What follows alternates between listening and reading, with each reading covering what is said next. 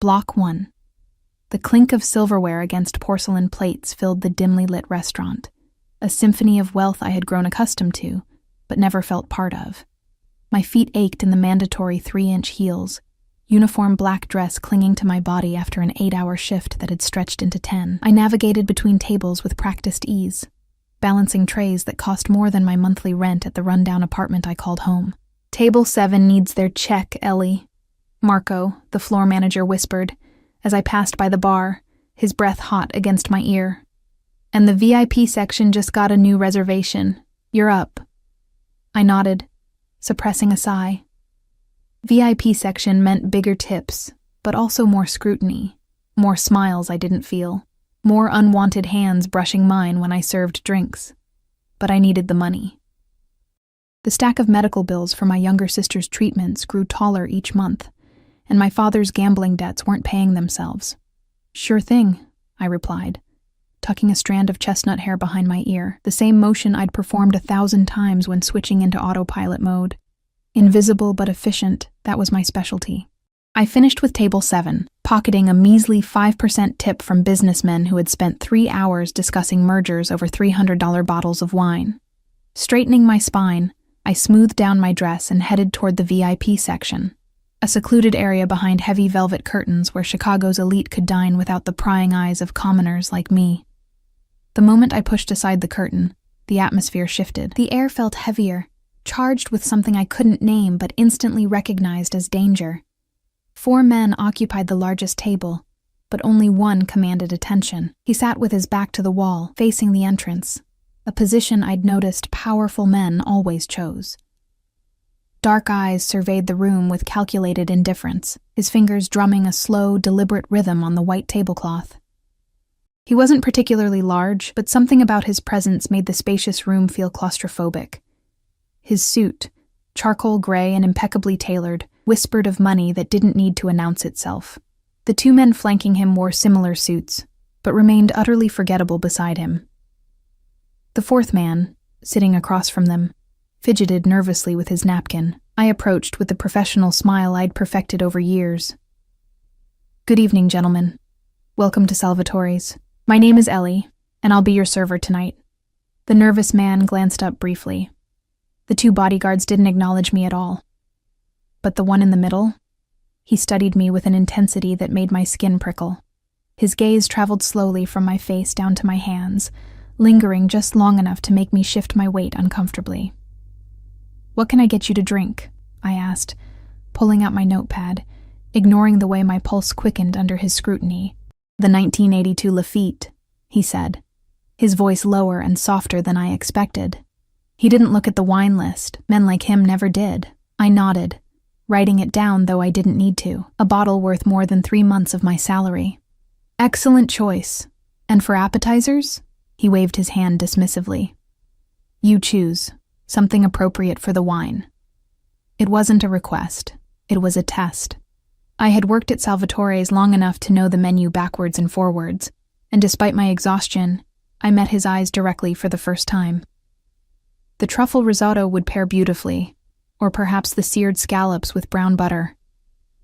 A hint of surprise flickered across his face, quickly replaced by something else. Amusement, perhaps. The corner of his mouth twitched upward. "Both," he decided, "and the Wagyu for the main course. Rare." I finished taking their order, hyper-aware of his gaze following my every movement. When I turned to leave, his voice stopped me. "You're new." I faced him again, clutching my notepad. "To your table, yes. To Salvatore's, no. I've worked here for 3 years." Something dangerous flashed in his eyes. 3 years, he repeated, as if tasting the information. "And I'm only seeing you now?" One of his companions shifted uncomfortably. The nervous man across the table stared fixedly at his empty water glass. "I usually work the main floor," I explained, gesturing vaguely toward the curtain. "That's been corrected, it seems." He leaned back in his chair, still watching me with that unsettling intensity. "What's your name again?" "Ellie. Ellie Morgan." "Ellie Morgan," he echoed, and something about hearing my name in his mouth made it sound like it belonged to him now. I'm Alexander Vicario. The name hit me like a physical blow. Everyone in Chicago knew that name, or at least the whispers attached to it. The Vicario family controlled half the city, officially in real estate and shipping, unofficially in everything else that moved through Chicago's veins. I'd served countless wealthy patrons, but never anyone whose power extended beyond their money. I should have nodded respectfully and retreated to fetch his ridiculously expensive wine. That's what the invisible waitress was supposed to do. Instead, exhaustion and the weight of my sister's medical bills made me reckless. Am I supposed to be impressed, Mr. Vicario?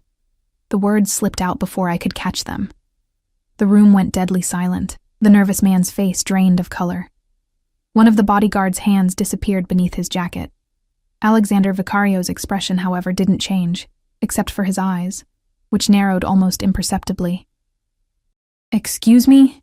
His voice remained soft, which somehow made it more terrifying than if he'd shouted, too late to backtrack.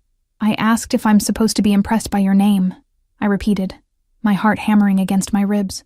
Because I'm more concerned with whether you'll tip appropriately on that $1,000 bottle of wine you just ordered. The silence stretched until it felt like a physical pressure against my skin. I was suddenly, painfully aware of how badly I had miscalculated. This wasn't some corporate executive I could sass for the amusement of my coworkers later. This was Alexander Vicario, a man who could make people disappear with a nod. When he finally spoke, his words were measured, each one placed with precision. You don't scare easily, do you, Ellie Morgan? Pride, my eternal downfall, made me lift my chin. You don't scare me, Mr. Vicario. The restaurant beyond the curtain continued its symphony of clinking glasses and murmured conversations. But inside our velvet-enclosed bubble, everything stopped. One of his men inhaled sharply. The nervous man looked like he might faint. Alexander's expression transformed so suddenly, it was like watching a mask slip. His lips curved into a smile that never reached his eyes, and he leaned forward, resting his elbows on the table. Everyone goes silent when they're terrified, Ellie. Even the brave ones. He tilted his head slightly. Especially the brave ones. As if to illustrate his point, I realized I'd been holding my breath. I exhaled shakily, finally recognizing the magnitude of my mistake. The wine, I managed, desperate to escape. I'll get your wine. His smile widened. Yes, you will. He settled back in his chair, the picture of relaxed authority. And Ellie? You'll be my server exclusively from now on. Make the arrangements with management. It wasn't a request. I fled through the curtain, nearly colliding with Marco, who grabbed my arm. Are you insane? He hissed, pulling me toward the kitchen. Do you have any idea who that is? Alexander Vicario, I whispered, the name feeling dangerous on my tongue. Marco's face was ashen. He's been coming here for years, always requests Giovanni. Never speaks directly to the staff. He ran a trembling hand through his hair. What did you say to him? The whole room went silent. I was stupid, I admitted. I asked if I was supposed to be impressed by his name. Marco looked like he might be sick. Jesus, Ellie. He once had a busboy's fingers broken for spilling water on his shoes. He gripped my shoulders. Look, I'll get Giovanni to take over. You can work the back section tonight. No, I said, surprising myself. He specifically asked for me to continue serving him. Said I should make arrangements with management. Marco's grip tightened painfully. That's not good, Ellie. What choice do I have? I pulled away, moving toward the wine cellar. I need this job, Marco. I can't afford to lose it. There are other restaurants, he said, following me. I laughed bitterly. Not that would hire me after being fired from Salvatore's. I located the wine, a dust-covered bottle that rarely left its temperature-controlled sanctuary. Besides, my sister's treatment starts next week. I need the money now, not after a month of job hunting. Marco looked like he wanted to say more, but instead shook his head. Be careful, Ellie. Men like Vicario don't notice people like us unless they want something. I carried the wine back to the VIP section with hands that wouldn't stop shaking. When I pushed through the curtain, the nervous man was gone, leaving only Alexander and his two shadows. They fell silent as I approached. I presented the bottle with practiced movements, showing the label before opening it. Alexander watched my hands the entire time, his gaze so intense I nearly fumbled the corkscrew, something I hadn't done since my first month on the job. Pour, he instructed after approving the wine. I filled his glass, then moved to serve his companions. Only me, he said. I froze, then set the bottle down. The appetizers will be out shortly, I managed, turning to leave. Sit. The command stopped me in my tracks. I looked back, certain I'd misheard. Excuse me? He gestured to the empty chair beside him. Sit, have a glass of wine with me. I'm working, Mr. Vicario, and I own 60% of this restaurant, he replied casually, as if mentioning the weather. So technically, you're working for me right now. The revelation struck me like ice water. I'd had no idea Salvatore's was part of the Vicario empire. It explained why Marco was so terrified. One glass, he said, softer now, almost coaxing. Consider it an apology for frightening you. You didn't frighten me, I lied automatically. That dangerous smile returned. Sit down, Ellie Morgan. Before you say something else you'll regret. I sat, perched on the edge of the chair like a bird ready to take flight. He poured wine into the empty glass in front of me, his movements deliberate and controlled. The rich burgundy liquid caught the low light, swirling hypnotically. Try it, he urged. When I hesitated, he added, It's not poisoned. That would be wasteful with wine this expensive. I couldn't tell if he was joking. I took a small sip, the complex flavors exploding across my tongue, berries and oak and something earthier beneath. Despite everything, I couldn't help the small sound of appreciation that escaped me. Alexander watched me with evident satisfaction. Beautiful things should be appreciated properly, he said. And I had the uncomfortable feeling he wasn't talking about the wine. Why am I here? I asked bluntly. His eyebrows rose slightly. At my table, you mean? Yes, you could have had me fired. Or worse, apparently, I added, remembering Marco's story about the busboy. Alexander considered me for a long moment. You intrigue me, Ellie Morgan. He took a sip of his wine. Not many people would speak to me the way you did. Certainly none who know who I am. It was a mistake, I said quickly. I was tired and... No, he cut me off. It wasn't a mistake. It was honest, refreshingly so.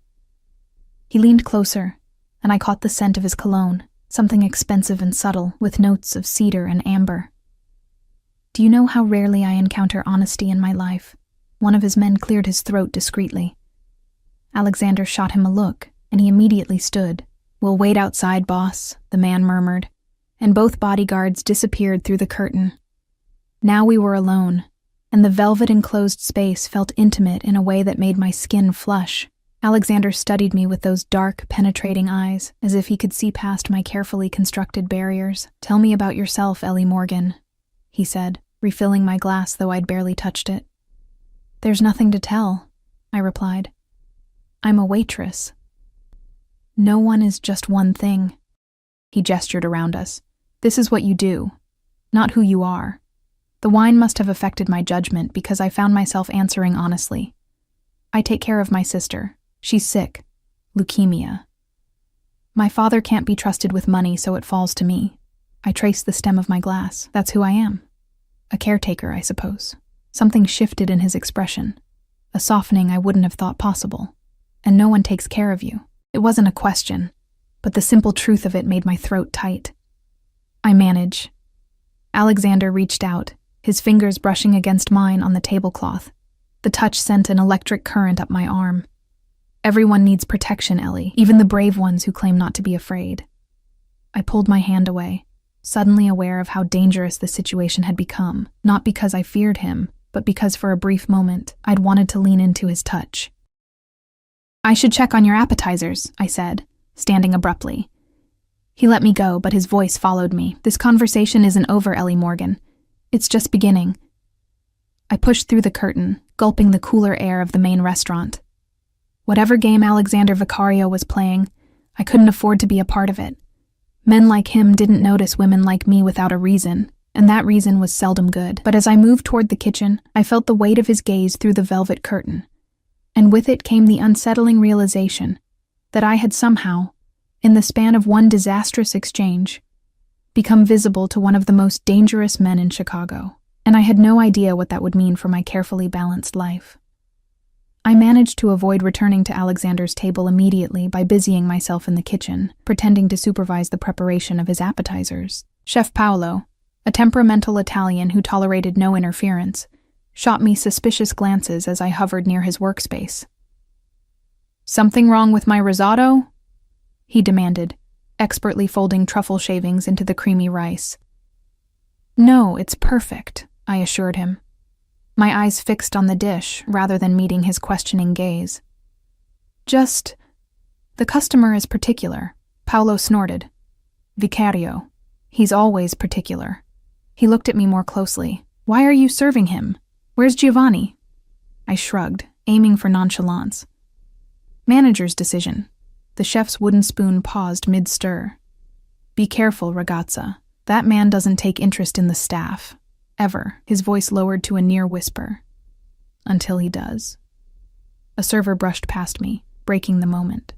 "Orders backing up, chef." Paolo returned to his work, and I seized the opportunity to escape his knowing eyes. I couldn't delay any longer. Gathering the appetizers onto a tray, I took a deep breath and pushed back through the curtain to the VIP section. Alexander sat alone now, his bodyguards nowhere in sight. He was reading something on his phone, but his eyes flickered up the moment I entered, as if he'd been waiting, counting the seconds of my absence. He set the device down immediately, giving me his full attention. "I thought perhaps you'd run away," he said, his tone light, but his eyes intense. "I don't run from difficult customers," I replied, setting down the risotto and scallops. "It's bad for tips." A smile played at the corners of his mouth. "Is that what I am to you? A difficult customer?" I arranged the plates carefully, using the moment to compose myself. "You're certainly the most demanding one I've had tonight." "Tonight?" He raised an eyebrow. "Not ever?" I straightened, meeting his gaze directly. "I once served a table of Hollywood producers who ordered the entire dessert menu just to take Instagram photos, then sent it all back untouched." Alexander's laugh was unexpected, rich and genuine, transforming his face from intimidating to almost boyish. The change was so striking that I found myself staring, momentarily forgetting my fear. "Sit," he said again, but this time it sounded more like an invitation than a command. When I hesitated, he added, "Please." The please disarmed me. I sat down slowly, watching as he pushed the risotto toward me and kept the scallops for himself. "You're not eating," he observed. "When was your last meal?" The question caught me off guard. I tried to remember. A hastily eaten granola bar during my 5-minute break. Coffee for breakfast. "I'm fine," I said automatically. Alexander picked up his fork but didn't eat. That wasn't what I asked. Something about his persistence irritated me. "Why do you care when I last ate?" "Because you've been working for at least 8 hours, probably more," he said matter-of-factly. "You're pale. Your hands trembled slightly when you poured the wine, and you keep blinking slowly, fighting to stay alert." His eyes narrowed slightly. "You're exhausted and hungry, yet too proud to admit it." The accuracy of his assessment was unnerving. I picked up a fork, if only to prove him wrong, and took a small bite of the risotto. The flavors melted on my tongue, buttery, earthy, decadent, and I couldn't suppress a sigh of pleasure. Alexander watched me with evident satisfaction. "Better?" I nodded reluctantly, taking another bite. We ate in silence for a few moments. The situation so surreal, I wondered if exhaustion had finally pushed me into hallucinating. Here I was, sharing a meal with Alexander Vicario, a man whose name was whispered fearfully throughout Chicago, as if we were on some bizarre date. "Tell me about your sister," he said suddenly. I froze, my fork halfway to my mouth. "Why?" "Because I want to know what drives you." He set down his fork, giving me his complete attention. "What makes Ellie Morgan work double shifts with a smile, even when she's dead on her feet?" I should have given him some sanitized version of the truth, but something about his directness broke through my usual caution. "Lily's 16, diagnosed with leukemia last year. She needs a bone marrow transplant." I stared down at my plate. "Insurance covers part of it, but not enough." My father. I hesitated, then decided on honesty. He gambles. Whatever money comes in, it goes out twice as fast. So it's up to me. Alexander was silent for so long that I finally looked up. The expression on his face was difficult to read. Something between anger and calculation. And the transplant? When is it scheduled? It's not yet. We're still saving. I pushed the risotto around my plate. At this rate, maybe in 6 months. That's too long, he said, his voice hardening. What's the total cost? Warning bells rang in my mind. Why are you asking me this? Alexander leaned forward. Let me help, Ellie. No. The word came out sharper than I intended. I don't need your charity, Mr. Vicario. Alexander, he corrected. And it's not charity. Then what is it? I challenged. You don't know me. You have no reason to help me or my sister. Something shifted in his expression. A flash of emotion quickly controlled. Perhaps I see something worth protecting. I'm not for sale, I said coldly, rising from my chair. His hand shot out, catching my wrist. His grip wasn't painful, but it was firm. A steel bracelet I couldn't easily escape. That's not what I'm suggesting. His voice had dropped to that dangerous softness again. Sit down, Ellie. Please. The please again. It sounded strange coming from him. A word I suspected he rarely used. I sank back into my chair, hyper-aware of his fingers still wrapped around my wrist, his thumb resting against my pulse point. I apologize if I offended you, he said, releasing me slowly, as if reluctant to break the contact. I'm not accustomed to resistance. I rubbed my wrist, though he hadn't hurt me. I'm not accustomed to Mafia bosses taking an interest in my personal problems. He smiled slightly. So you do know who I am. Everyone knows the Vicario name. And yet you spoke to me as if I were any other customer. He studied me with renewed interest. That's either incredibly brave or incredibly foolish. Probably the latter, I admitted. Look, I should check on your main course. Alexander shook his head. My men will see to it that we're not disturbed. As if on cue, one of his bodyguards appeared with the Wagyu, setting it down before disappearing again. You're off duty now, Ellie Morgan. For the rest of the evening, you're my guest. My heart raced. I can't just stop working. I need this job. Your job is secure, he said dismissively, as is your income. He cut into the perfectly seared steak. Now tell me more about yourself. What do you do when you're not here or caring for your sister? The question caught me off guard. What did I do? I couldn't remember the last time I'd had free time. I read, I said finally. When I can stay awake long enough, mysteries mostly. Seeking solutions, he observed. Fitting. What about you? I asked, immediately regretting the question. People probably didn't ask Alexander Vicario about his hobbies, but he seemed pleased by my interest. I collect things, he said, watching me over the rim of his wineglass. Rare books, art, exceptional people. The way he looked at me when he said exceptional people made my skin flush hot. And which category do I fall into, mister? Vicario? Alexander. He corrected again. And I haven't decided yet. His eyes never left mine. But you've certainly captured my attention. I should have been terrified. Instead, I felt a dangerous thrill, like standing at the edge of a precipice. Why? He considered the question seriously. In my world, Ellie, people either fear me or want something from me. Sometimes both. He set down his glass. You did neither. You looked me in the eye and challenged me. Do you know how rare that is? Maybe you need to meet more servers working double shifts, I suggested. We tend to lose our filter after hour 12. He laughed again, that same genuine sound that transformed his face. Perhaps, but I think it's more than exhaustion. He leaned closer. I think you're naturally fearless. I'm not, I admitted. I'm terrified most of the time, about my sister, about money, about the future. Yet here you are, having dinner with the man everyone else in this restaurant is afraid to look at directly. He had a point. Why wasn't I more afraid? Maybe I was too tired to access the proper amount of fear. Or maybe, a small voice whispered in my mind, you're drawn to him. The thought was so disturbing I pushed back my chair. I should go. My shift technically ended 20 minutes ago. Alexander's expression darkened. Do you have someone waiting for you? The possessive note in his voice should have alarmed me. Instead, it sent another inappropriate thrill through my body. Just my sister. She'll be wondering where I am. He studied me for a moment, then nodded once. My driver will take you home. That's not necessary. It's not a request, Ellie. His tone brooked no argument. It's nearly midnight. I won't have you taking public transportation at this hour. Before I could protest further, he pulled out his phone and sent a quick text. Anthony will meet you at the back entrance.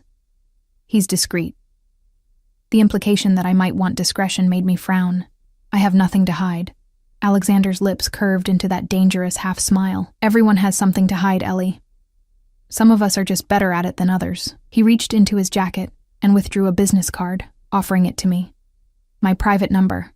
If you need anything at all, you call me, day or night. I stared at the card, making no move to take it. Why would I need to call you? His expression grew serious, because the world is full of dangers, and now you're under my protection. I didn't ask for your protection, I said, even as I finally took the card, its heavy cardstock smooth between my fingers. You didn't have to. Alexander stood, buttoning his jacket with a fluid motion. I'll be back tomorrow night. Ask Marco to adjust your schedule accordingly. My head spun with the implications.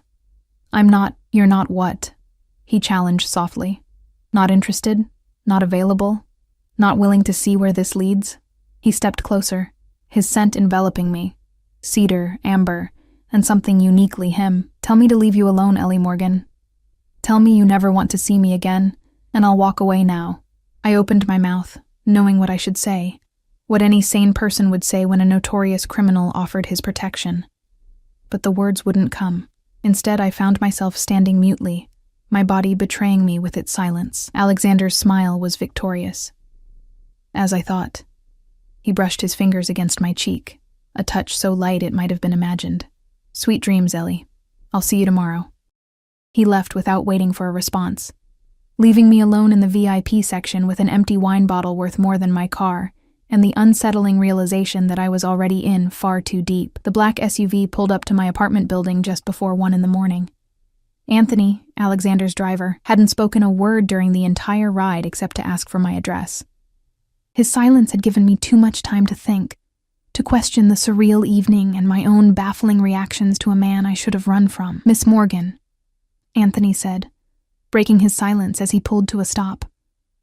The boss wanted me to give you this. He handed back a thick envelope. I stared at it suspiciously. What is this? Not for me to say, miss. His face remained impassive in the rearview mirror. But he was clear you were to take it. I accepted the envelope reluctantly, its weight substantial in my hands. Thank you for the ride. Anthony nodded once. I'll wait until you're safely inside. The concern for my safety would have seemed thoughtful if it hadn't felt so much like surveillance.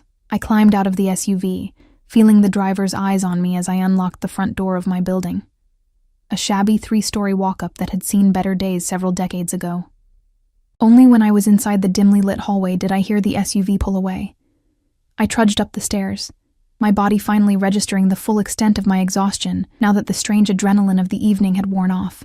The envelope grew heavier with each step, like a stone in my hand. I unlocked our apartment door as quietly as possible, not wanting to wake Lily if she'd managed to fall asleep. The small living room was dark except for the blue glow of the television, its volume turned low. On the pull-out couch that served as my bed, Lily was curled under a blanket, her thin frame barely making a dent in the cushions. Ellie, she called softly. Is that you? It's me, Lil. I set down my bag and the mysterious envelope on the kitchen counter. Why are you still up? It's late. Lily pushed herself into a sitting position, and my heart clenched at how much effort it seemed to take. At 16, she should have been vibrant, full of life. Instead, the leukemia had hollowed her out, leaving behind a ghost of the spirited girl she once was. Her once thick brown hair had thinned dramatically from the chemotherapy, and the dark circles under her eyes made her look decades older. Couldn't sleep, she said, attempting a smile. How was work? You're later than usual. I busied myself getting a glass of water, avoiding her perceptive gaze. It was interesting. Got assigned to the VIP section. Ooh, big spenders? Lily perked up. Better tips? I thought of Alexander Vicario, of his expensive wine and dangerous eyes. Something like that. I brought her a pill in the water. Time for your meds. She grimaced but took the pill obediently. Dad called. My back stiffened. What did he want? Same as always. Money. Lily picked at a loose thread on the blanket. He said he's got a sure thing this time. Just needs a small loan. Right, I said, unable to keep the bitterness from my voice. Just like the last sure thing that was supposed to pay for your treatment. I sat beside her, taking her cold hand in mine. Did he at least ask how you were feeling? The slight shake of her head was all the answer I needed. My father had checked out emotionally after my mother died 5 years ago, turning to gambling as his escape. When Lily's diagnosis came, he'd disappeared for weeks, returning only to ask for money for his latest scheme. I'm sorry, Lil. I squeezed her hand. You deserve better than this. We both do, she said. Her voice stronger than her frail body suggested, her eyes focused on something behind me. What's that? I followed her gaze to the envelope on the counter. Nothing. Just something from work. Lily raised an eyebrow, an expression that momentarily restored her to her pre-illness self. Skeptical, sharp-witted, missing nothing. Since when does Salvatore's hand out envelopes at 1 a.m.? I sighed, knowing she wouldn't let it drop. It's complicated. I had a strange encounter with a customer tonight. Strange how? She sat up straighter, interest brightening her pale face. How could I possibly explain Alexander Vicario to my teenage sister? I settled for a heavily edited version. Just some rich guy who took an interest in me. Probably left me his number or something. Ellie! For a moment, excitement overrode Lily's exhaustion. Was he cute? The question caught me off guard. Was Alexander attractive? Objectively, yes. In that dangerous, untouchable way of a predator. His features were striking rather than conventionally handsome. His intensity more compelling than his actual appearance.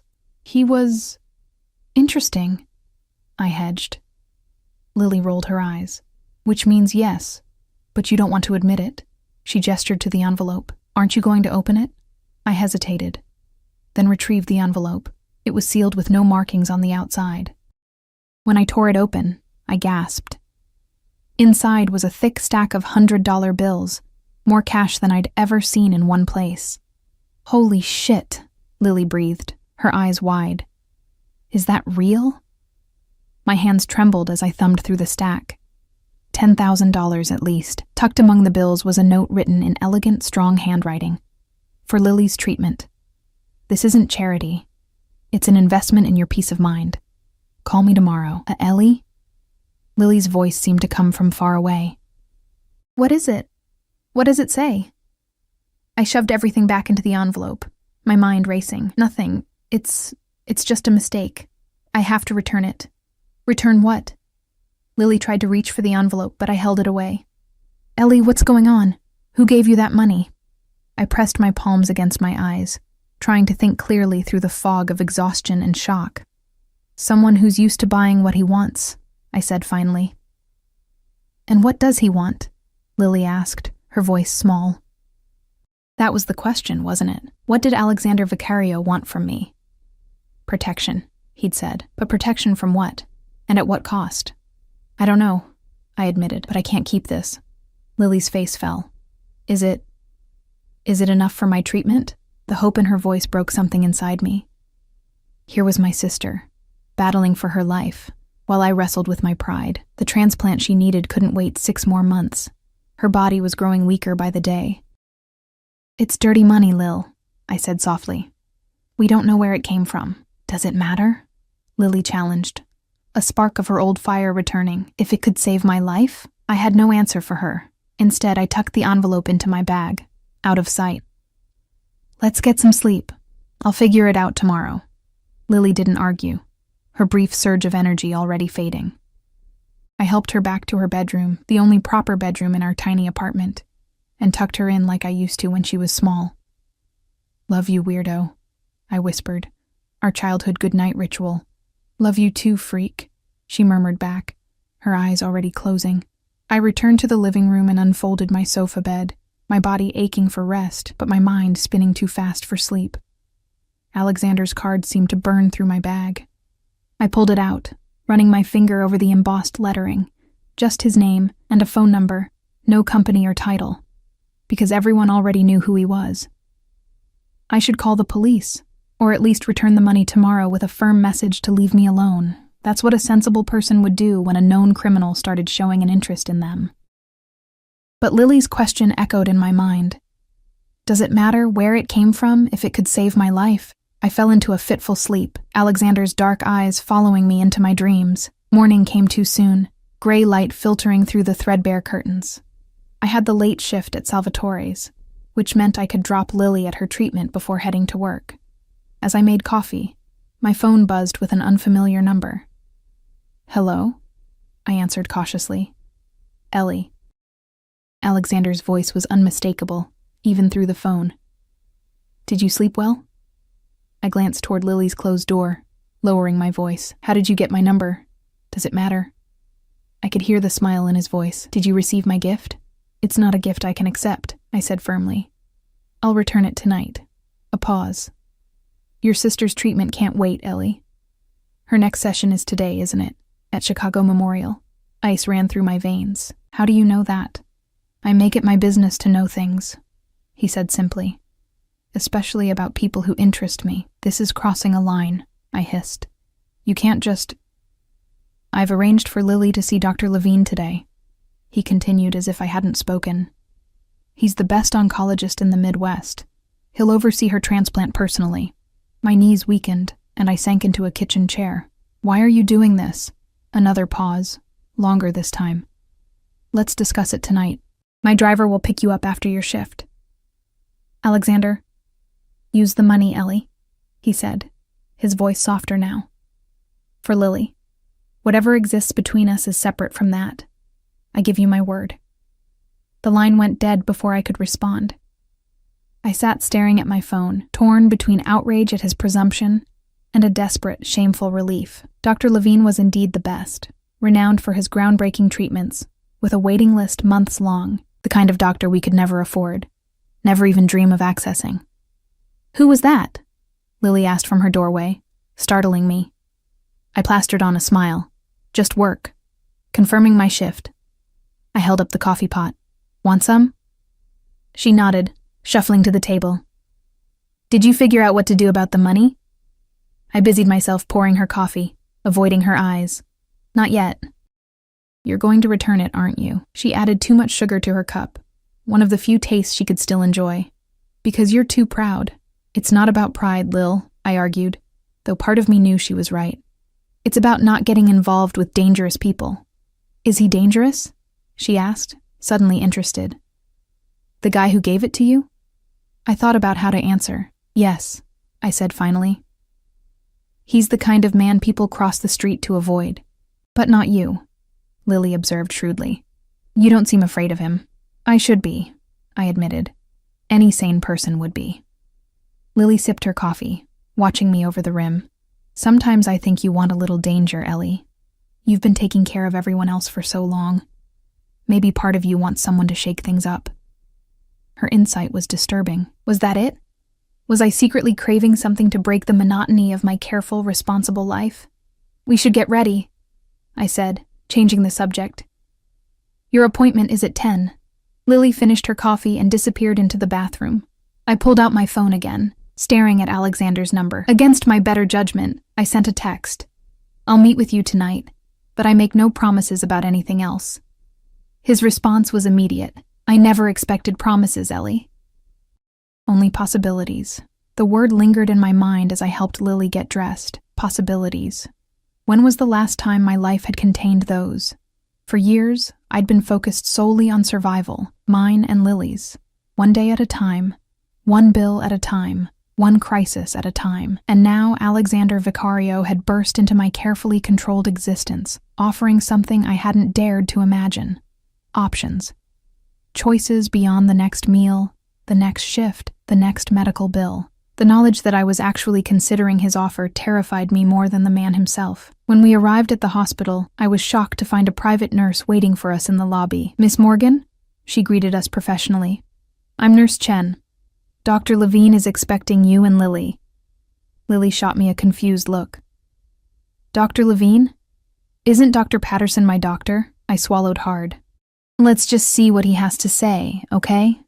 As we followed Nurse Chen to an elevator that required a key card, I felt as though I'd already made my decision without ever speaking it aloud. I had accepted Alexander's help, and whatever consequences came with it. The question now was, what would he expect in return? Dr. Levine was nothing like I'd imagined. I had expected an imperious older man, the type who'd accumulated enough prestige to have patients waiting months for 5 minutes of his time. Instead, he was surprisingly young, early 40s at most, with kind eyes behind wire-rimmed glasses and a gentle manner that immediately put Lily at ease. "Miss Morgan?" He greeted me with a firm handshake before turning to my sister. "And you must be Lily. I've reviewed your file extensively." The private consultation room was nicer than any medical space I'd ever been in, more like a comfortable office than a sterile examination room. No plastic chairs or fluorescent lighting, just soft furnishings and discreet medical equipment. "I don't understand," I said, struggling to maintain my composure. "We've been seeing Dr. Patterson. We were never referred to you." Dr. Levine nodded, his expression carefully neutral. "Let's just say a mutual friend thought I might offer some additional perspectives on Lily's case." He glanced at his tablet. "I understand you've been waiting for a bone marrow transplant. We're still saving for it," I explained, hyper-aware of Lily's attentive gaze. "Insurance only covers part. That's been taken care of," Dr. Levine interrupted smoothly. "We've already identified several potential donors who are excellent matches. I'd like to schedule the procedure for next week." The room seemed to tilt beneath me. "Next week? But that's impossible. The waiting list has been circumvented," he finished, meeting my eyes with a look that conveyed he understood exactly who had arranged this. "Sometimes, Miss Morgan, it's best not to question good fortune." Lily reached for my hand, her fingers cold but her grip surprisingly strong. "Ellie, is this for real?" I looked at her, really looked at her. For the first time in months, beyond the pallor and weight loss, I saw something I hadn't seen in too long. Hope. She was 16, with her whole life ahead of her. If she could just get past this hurdle, what was my pride worth compared to that? "Yes," I said, the decision solidifying with each passing second. "It's real." The rest of the appointment passed in a blur of medical terms, treatment plans, and scheduling details. Dr.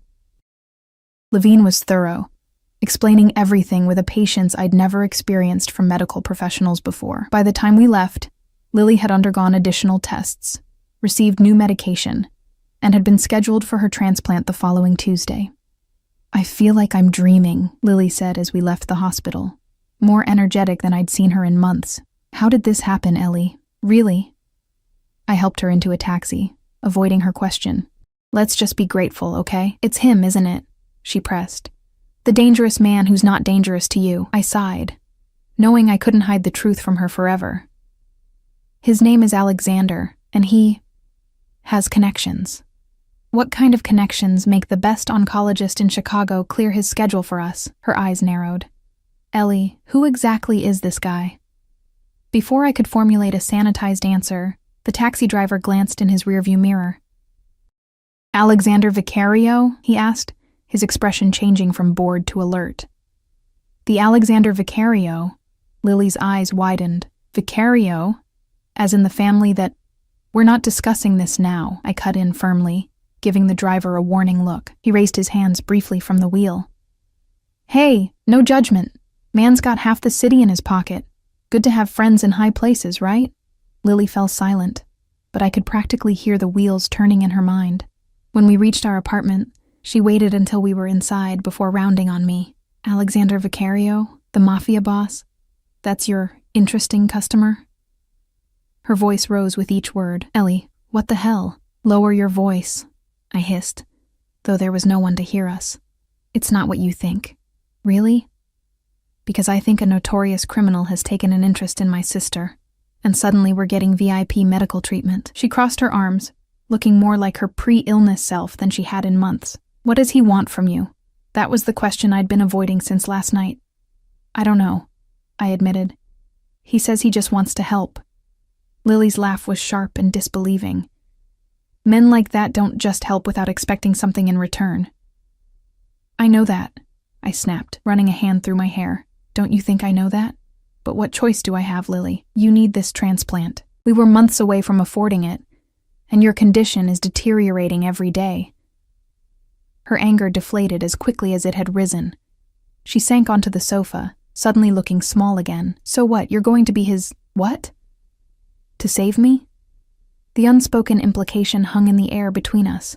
I sat beside her, taking her hands. No, that's not what this is about. He's been clear that the medical help comes with no strings attached. And you believe him? Did I? I wasn't sure.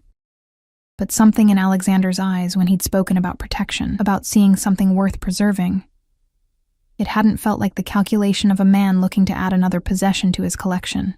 I'm meeting him tonight, I said finally. To establish boundaries.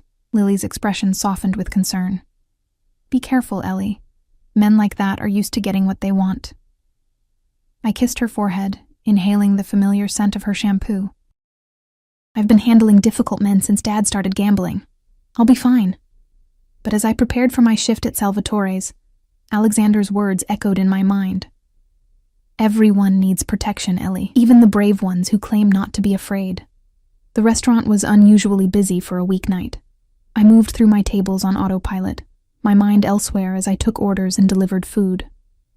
Marco watched me with unconcealed concern, pulling me aside during a brief lull. You okay? He asked, his voice low. You seem distracted. I'm fine, I assured him. Just a lot on my mind. He glanced around nervously before leaning closer. Vicario called earlier, said you're to be relieved at 9, not 11. My stomach tightened. Marco, I need the hours. I can't… Trust me, he interrupted. You don't want to argue with him about this. He was… insistent. Marco squeezed my shoulder sympathetically. Look, whatever's happening, just be smart, okay?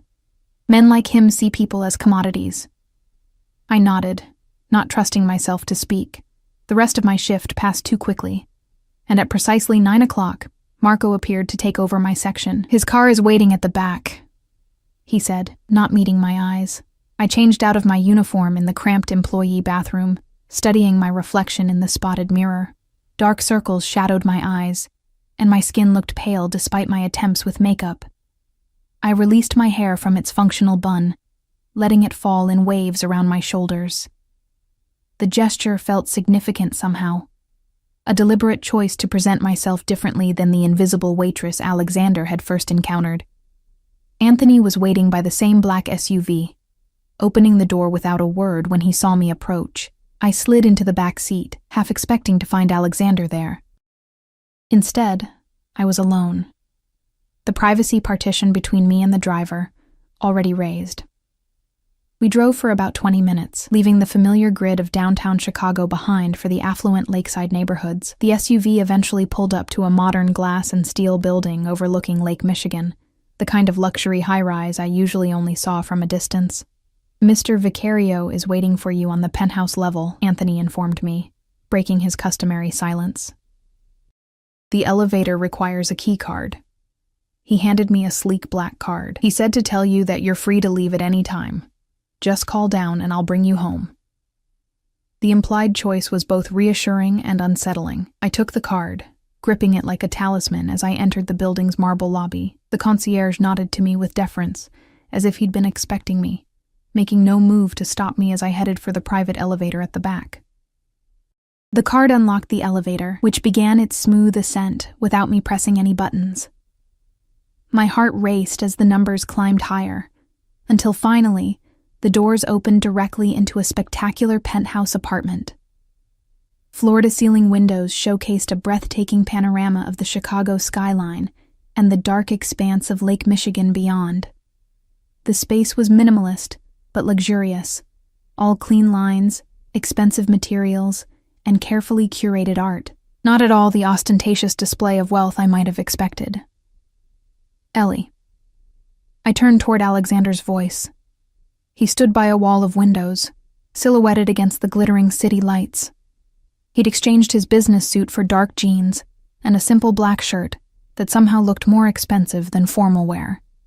In this setting, away from the restaurant, he seemed both more relaxed and more powerful, a predator in his natural habitat.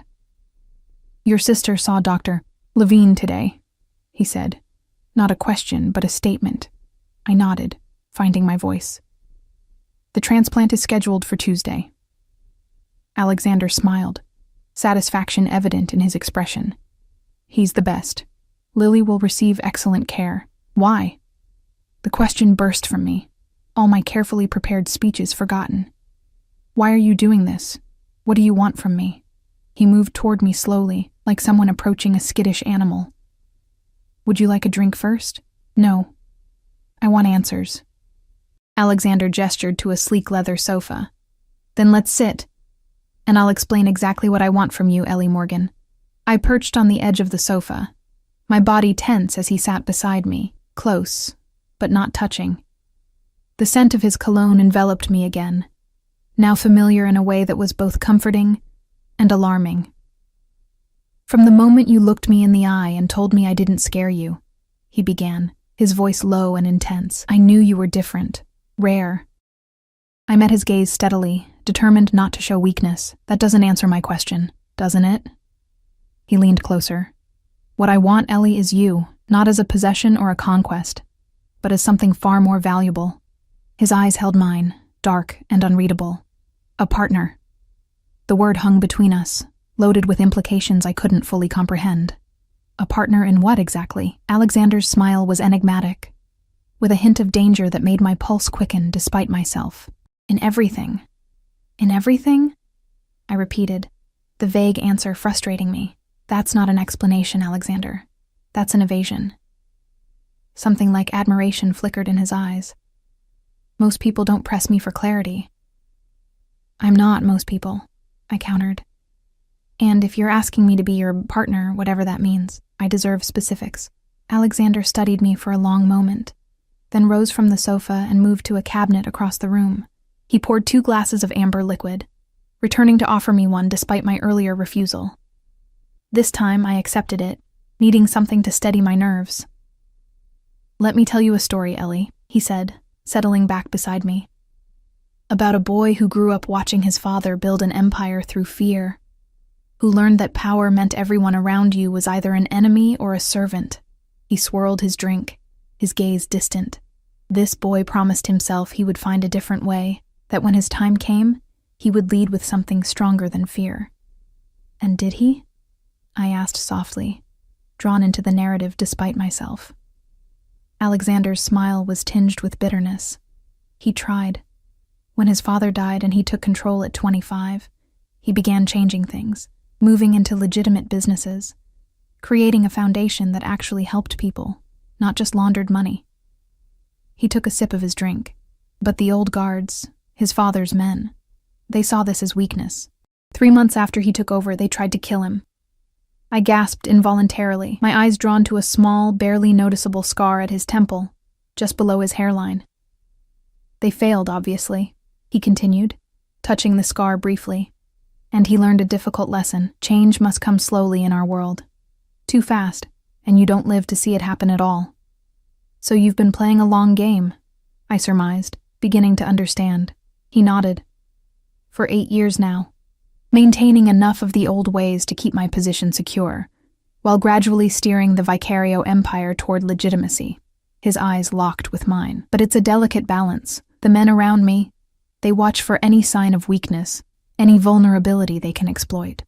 "What does this have to do with me?" I asked, though I was starting to see the connection. Alexander set his glass down and turned fully toward me, his expression more open than I'd yet seen it. "In my world, Ellie, relationships are transactional. Marriages are alliances. Children are heirs. Love is a luxury few can afford, and a vulnerability none can risk showing." My heart quickened at the word love, though he'd used it abstractly. "And yet here you are, arranging specialized medical care for a waitress's sister after one conversation. That doesn't seem very strategic. It's precisely strategic, he countered, but not in the way you think. He leaned closer, his voice dropping. Do you know what I saw when you looked me in the eye and told me I didn't scare you? I saw honesty, integrity, courage.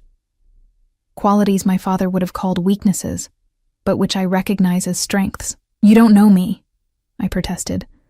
One interaction isn't enough to— I know everything about you, Ellie Morgan. He interrupted gently. After our meeting, I had you thoroughly investigated, not just surface details, your credit score, your work history, but the essence of who you are. I stiffened. You had me investigated? I did. He admitted without apology. I learned how you took over caring for your sister at 22, when your father's gambling left you both vulnerable. How you work 3 jobs during summer breaks to cover Lily's medications. How despite being offered easier ways to make money, you've never compromised your principles. His expression softened. I learned that you're exactly who I thought you were. Someone rare and valuable. The intensity of his gaze made me look away. I took a sip of my drink, the expensive whiskey burning a path down my throat. So what exactly are you proposing? That I become your— what, girlfriend? Wife? Trophy on your arm to show your enemies you have a human side? Alexander laughed, the sound rich and genuine. Nothing so simplistic. He reached for my hand, his touch sending electricity up my arm. What I'm proposing, Ellie, is a partnership in the truest sense. I want you by my side as I complete the transformation of my family's legacy. Not as window dressing, but as my equal.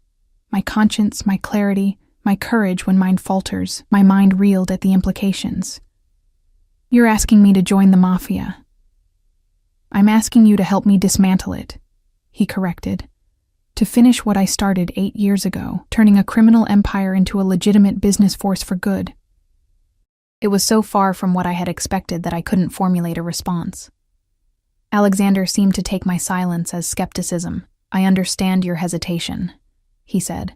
It sounds impossible, dangerous, perhaps even delusional. His thumb traced circles on my palm. But with the right partner, someone who sees the world as it could be, not just as it is, I believe it's possible. Why me? I finally managed. There must be dozens of women in your social circle better positioned to help you. Women with connections, education, influence. Women who want my money, my power, or both, he countered. Women who would never tell me when I'm wrong or stand their ground when tested.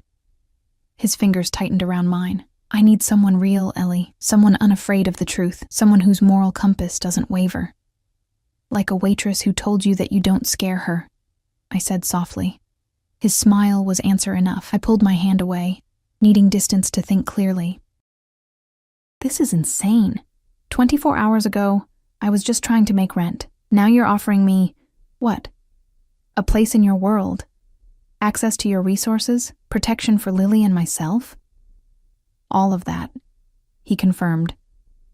But I'm also asking for something in return. Something far more valuable than your companionship, though I want that too.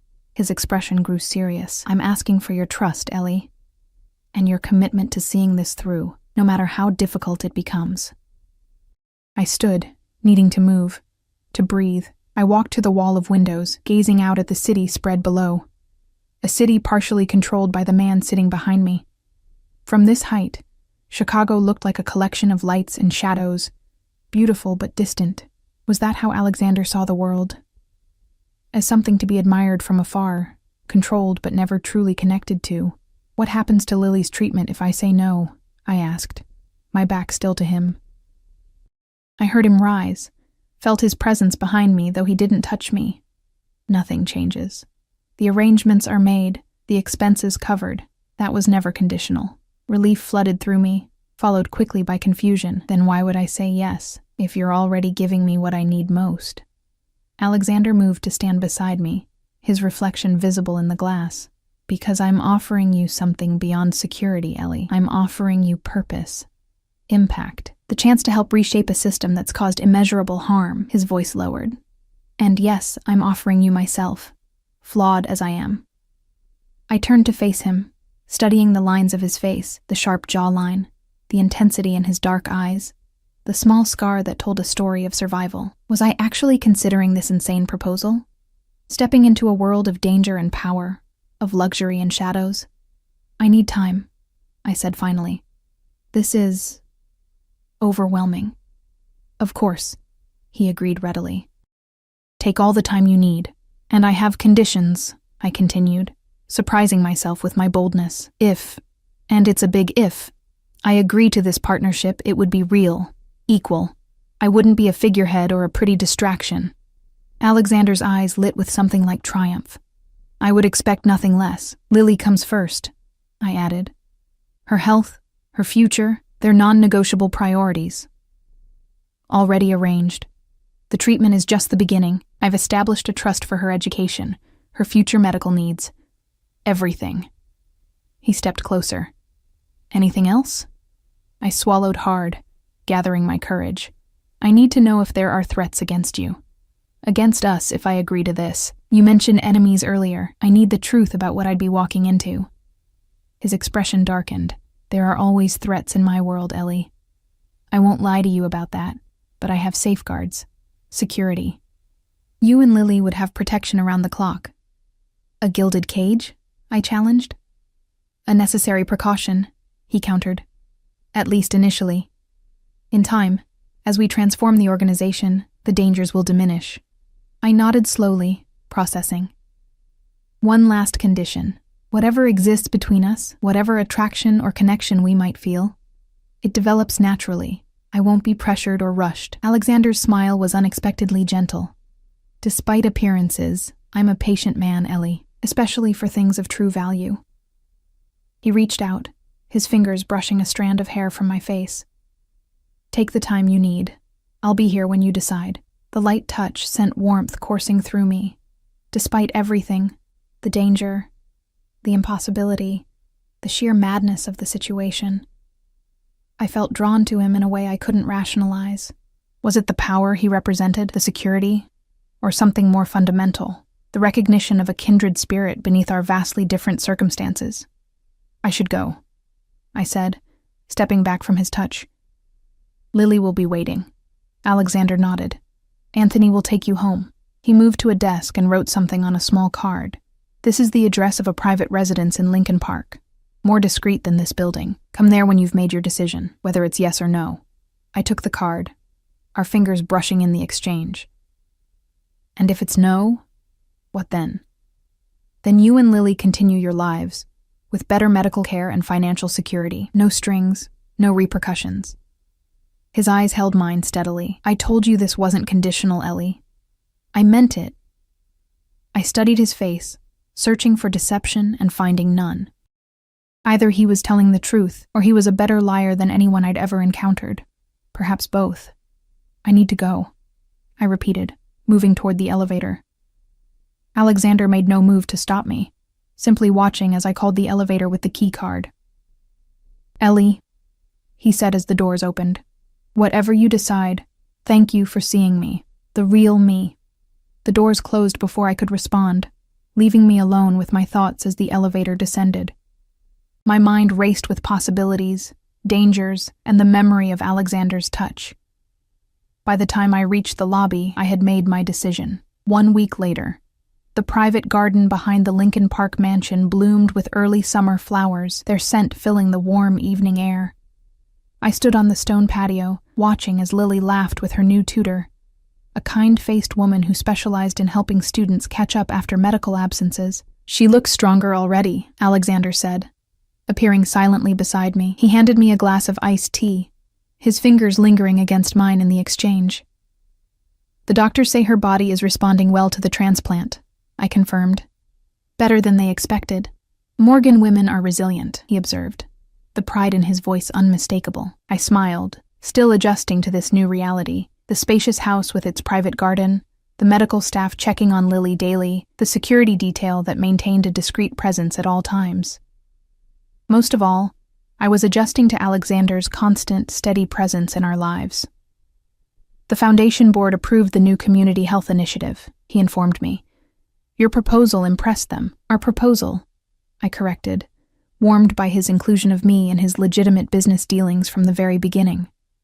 True to his word, he had made me a partner, not a trophy, consulting me on decisions, introducing me to key allies, explaining the complex web of his organization with complete transparency. And through it all, he had kept his promise to let whatever existed between us develop naturally.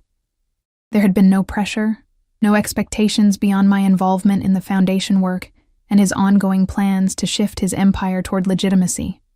But the attraction between us had only grown stronger with proximity. Each day, each conversation, each small touch had built a connection that was becoming increasingly difficult to ignore. The Castellano family has accepted our invitation to discuss the waterfront development, Alexander continued, his voice professional despite the way his eyes lingered on me. That's 3 of the 5 major families now willing to collaborate on legitimate ventures. Progress, I acknowledged, taking a sip of my tea. Slow, but steady. He turned to face me fully. Are you having second thoughts, Ellie? About any of this? I considered the question seriously.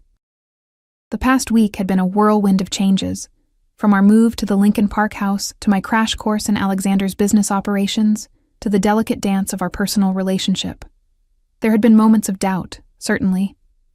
Moments when the enormity of what I'd agreed to threatened to overwhelm me. But there had also been moments of surprising clarity. Watching Alexander negotiate with former rivals, seeing his vision for transformation take shape, understanding the complex man behind the dangerous reputation. I had glimpsed possibilities I never could have imagined from my former life. No second thoughts, I said finally. Just adjustments. This world of yours is still new to me. Our world now, he corrected gently. His hand found mine on the stone balustrade, his touch warm and sure. Thank you for taking this leap of faith, Ellie. I turned my hand to intertwine my fingers with his, the gesture more intimate than any we had yet shared. Not faith, I said softly. Trust. There's a difference. His eyes darkened with emotion. May I? He asked, his gaze dropping to my lips. In answer, I stepped closer, eliminating the careful distance we'd maintained. His free hand came up to cup my cheek as he lowered his mouth to mine. The kiss was gentle at first, tentative, so at odds with the powerful man I'd come to know. But as I responded, it deepened into something more urgent, more honest, more revealing than words could have been. When we finally broke apart, I saw vulnerability in Alexander's eyes. Perhaps the first time he had truly let his guard down completely. I'm going to transform this empire, Ellie Morgan, he promised, his voice low and intense, with you beside me, into something worthy of the trust you've placed in me. As Lily's laughter floated across the garden and the Chicago skyline glittered in the distance, I realized that I had found something I never expected in Alexander Vicario's dangerous world. Not just security or purpose, but a place where both Lily and I could truly belong. We'll transform it together, I corrected, sealing the promise with another kiss as the sun set on my old life and rose on a future I never could have imagined, one where the Waitress and the Mafia boss rewrote their own rules.